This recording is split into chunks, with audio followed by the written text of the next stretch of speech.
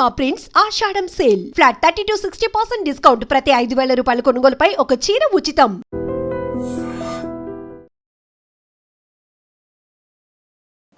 నమస్కారం అమ్మా. నమస్తే అమ్మా. అమ్మ, పూరి జగన్నాథుడి రథయాత్ర ఎంతో వైభవంగా, ఎంతో గొప్పగా, చాలా పెద్ద ఎత్తున జరుగుతూ ఉంటుందమ్మా. అసలు ఏంటమ్మా ఇంత గొప్పగా వైభవంగా జరగటానికి దాని వెనకాల ఆంతర్యం ఏమైనా ఉందా అమ్మా? దాని గురించి తెలియచేయండి. పూరి జగన్నాథుడు అని అనగానే మనకి తెలిసేది ఏంటంటే కనుక ఎక్కడ ప్రపంచంలో ఎక్కడా లేనటువంటి ఒక ఆనందమైనటువంటి ఒక ఆశ్చర్యమైనటువంటి విషయం.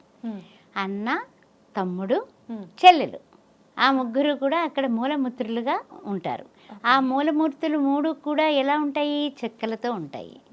ఆ చెక్కలతో ఉండడమే కాకుండా 12 సంవత్సరాలకు ఒక్కసారి అవి మారుస్తూ ఉంటారు. ఆ మార్చినప్పుడు కూడా ప్రధాన పూజారి ఎవరైతే వారసత్వంగా మారుస్తారో అవి మార్చినప్పుడు కూడానమ్మా చాలా జాగ్రత్తగా వాళ్ళు కళ్ళకు గంతలు కట్టుకొని ఆ చెక్కల్ని కూడా అడవుల్లోకి వెళ్ళి చాలా గట్టిగా అన్వేషించి బాగా ఈ చెక్క అయితే బాగుంటుంది విగ్రహాలకి అని కూడా వాళ్ళకి ఆ చెక్కలకి ఎన్ని సుళ్ళు ఉన్నాయి ఇవన్నీ కూడా లెక్కలు ఉంటాయి వాళ్ళకి. అలాగా ఆ దొంగ కొట్టుకొచ్చి దాన్ని మరలా మలుస్తారు భగవంతుడు రూపాల కింద. అలా విధంగా మలిచినటువంటి వాటికి వీళ్ళు ఏం చేస్తారంటే కనుక ఏదైతే పర్వదినం ఉందో ఆ పర్వదినం రోజున ఈ 3 విగ్రహాలని కూడా తీసి, అంటే కాళ్ళు చేతులు ఏమీ ఉండవు, ఓన్లీ ముఖాలు మాత్రమే ఉంటాయి పూరి విగ్రహాలకి. ఈ మూడింటి దగ్గర కూడా పెద్ద మంచి ఏమిటంటే కనుక పూరి రథోత్సవమే కాకుండా ఇంకా చెప్పాలంటే పెద్ద పెద్ద సంబరాలు చేస్తారు. పెద్ద ఏమిటంటే చెప్పాలంటే జాతరలాగా, పెద్ద ఉత్సవాల్లాగా.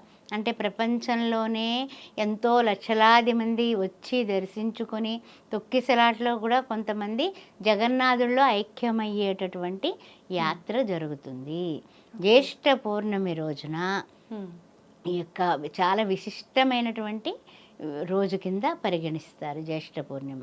ఆ జ్యేష్ఠ పూర్ణిమ నుంచి రథయాత్ర అంటే మనకి ఆషాఢ శుద్ధ పాడ్యమి రోజున రథయాత్ర ప్రారంభమవుతుంది. ఈ మధ్య కాలంలో స్వామికి అనేక రకాలుగా ఉత్సవాలు, అనేక రకాలుగా మనకి ఎన్ని విధాలుగా, అంటే పూరిలో కూడా ఇంకొక విషయం ఉంది.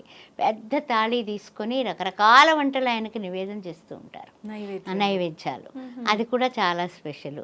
ప్లస్ ఏంటంటే ఇందాక మనం అనుకున్నాం కదా, అసలు చాలామంది అంటూ ఉంటారు ఏమని అంటే కనుక శ్రీకృష్ణ పరమాత్మ యొక్క హృదయం అక్కడ ఉంది అటగా. నిజమేనా? నిజమే. ఎలాగా అంటే ఇప్పుడు కూడా కృష్ణ పరమాత్మ ఎప్పుడైతే ఆయన తన యొక్క తనువుని విడిచిపెట్టారో, విడిచిపెట్టిన తర్వాత ఆ హృదయం అలా కొట్టుకుంటూనే ఉందట ఇప్పటికీ. అది మొత్తం మీద ఒరిస్సాలో వీళ్ళకి దొరికి ఒక చెక్కలో భద్రపరిచారని, అదే జగన్నాథుడిగా. అయితే 12వ శతాబ్దం నుంచి కూడా ఈ పూరిలో ఈ యొక్క జరిగేటటువంటి ఇదంతా కూడా మన అందరికీ కూడా తెలవడం అనేది 12వ శతాబ్దం నుంచి ఘనంగా జరగడం అనేది ప్రాశస్త్యం పొందింది. అయితే 12వ శతాబ్దానికి ముందే కదా కృష్ణ పరమాత్మ కలియుగ మొదట్లో, అంటే కొన్ని వేల సంవత్సరాల క్రితం జరిగినటువంటి విషయం. అంటే ఎప్పటి నుంచో పూరి జగన్నాథుడుగా ఆయన ఉన్నాడు సుమా అనేది ఇక్కడ మనం చెప్పుకోవాల్సినటువంటి విషయం. అయితే బలభద్రుడు తర్వాత ఈ సుభద్రతో కూడినటువంటి శ్రీకృష్ణ పరమాత్మ జగత్తుకే నాథుడు, జగన్నాథుడుగా ఆయన ఉండడం జరిగింది. జగన్నాథ రథ చక్రాలు అంటూ ఉంటారు. ఆ మాట మనం విన్నాం కదా.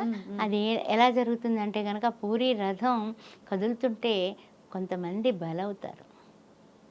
అది ఆ తొక్కిసలాట అని మనం అనుకుంటున్నాము, కానీ ఏంటంటే అది ఆ యొక్క చక్రాల కింద నలిగేటటువంటి విధానం కూడా బలి కోరుతుందా అని అనిపించేలాగా పూర్వం నరబలులు, తర్వాత ఏంటంటే రకరకాలైనటువంటి జంతు బలులు అన్నీ కూడా జరిగేవట.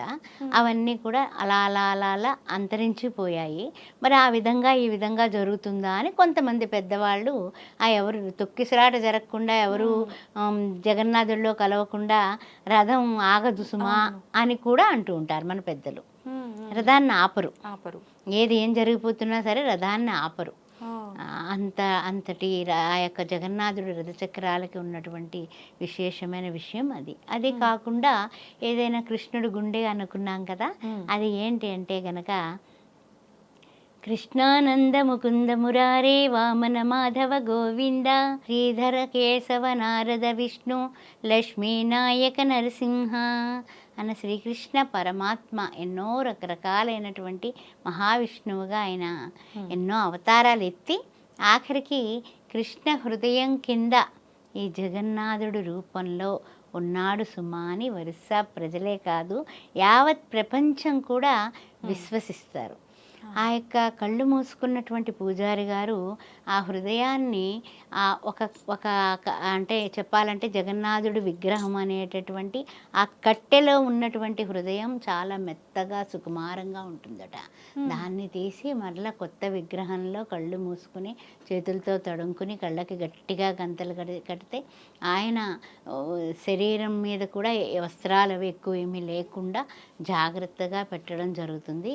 అలా కాదు అని ఏమాత్రమైనా సరే ఇది చేస్తే అక్కడికక్కడే రక్తం కక్కుకుని పూర్వకాలంలో ఇదయ్యారని కూడా అదే విషయాన్ని చాలా జాగ్రత్తగా చేస్తూ ఉంటారు. ఓకే, పూర్వకాలంలో పూర్వీకులకి గట్టి గట్టి అనుభవాలే ఉన్నాయి. అందువలన అదే భయభక్తులతో ఈనాటికి కూడా ఎవరు చూసిన వాళ్ళు లేరు, కానీ స్పర్శించినటువంటి అదృష్టవంతులు ఉన్నారు.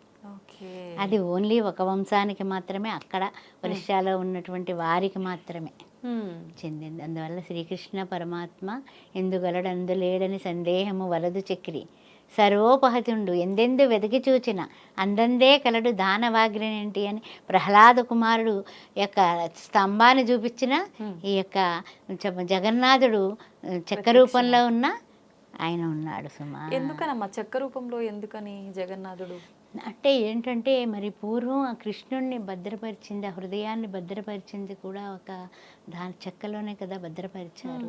అదే ఆ విధంగానే ఆనవాయితీగా అంటే ప్రతిదీ కూడా ఈ ఆచారాలు వ్యవహారాలు అన్నీ కూడా మన పూర్వీకులు బాటలోనే నడుస్తున్నాం మనం, కొత్తగా ఏం నడవడం లేదు. లేకపోతే ఏదైనా నెగిటివ్ జరుగుతుల్లోకి భయపడిపోయి తప్పనిసరిగా నడవాల్సి వచ్చింది. అందువల్ల అంటే మనం కూడా పూర్వం నుంచి కూడా దేంట్లో దాచుకునే వాళ్ళం, డబ్బులు ఏమన్నా ఉంటేనే కుండ పిడతలో పెట్టుకుని దాచేవాళ్ళం, చెక్కల్లో పెట్టుకుని గోడకి తాపడం చేసుకునేవాళ్ళం. మరి అలా అదే విధంగా ఆయన యొక్క హృదయాన్ని ఎక్కడ దాచాలో తెలియక అప్పట్లో ఒక చెట్టు తొరలోనో చెక్కలోనో దేనిలోనో పెట్టి ఉంటారు. అదే దేవుడి కింద పూజించి ఉండొచ్చు.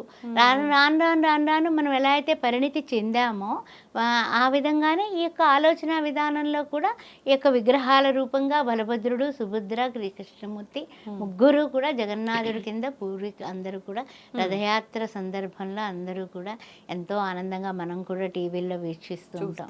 చూస్తుంటేనే మనకు వడలంతా పులకరించిపోతుంది. ఇప్పుడు ఈ విషయాలు చెప్పుకుంటుంటేనే మహా ఆనందపడుతూ మనం మాట్లాడుకుంటున్నాం. అందువల్ల పూరి వెళ్ళి ఒక్కసారి జగన్నాథ దర్శనం చేసుకుందాం, తరిద్దాం. తప్పకుండా అమ్మా, ధన్యవాదాలమ్మా.